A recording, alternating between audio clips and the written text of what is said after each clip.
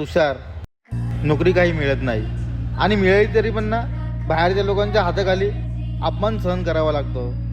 कंटाळा आला यार. दुसऱ्यांच्या हाताखाली का रे जगायचं तुला? स्वतःचा धंदा सुरू कर.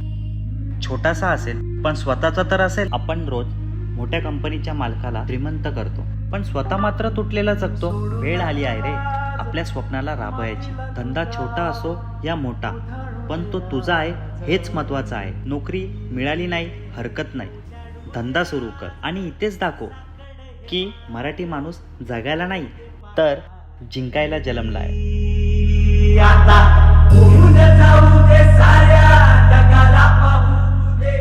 साहेब किती झाले? तुमचं काय काय आहे? एक चहा. 20 रुपये. अरे तू इतक्या वर्षानंतर? चहा पियाचा होता म्हणून थांबलो रे. पण इथे काय करतोय तू? अजून चहाच देतोय? चहा नाही रे, स्वप्न उकडतोय मी आता.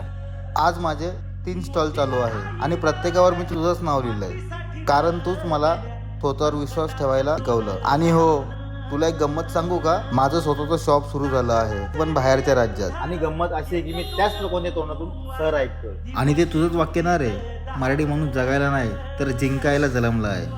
आता लोक तुला सर म्हणतात, मात्र मी म्हणतो हा माझा मित्र आहे. तर आता बोल किती झालेत तुझे? अरे भावा, आज जे काय आहे ते तुझ्या शब्दांमुळेच झालं आहे.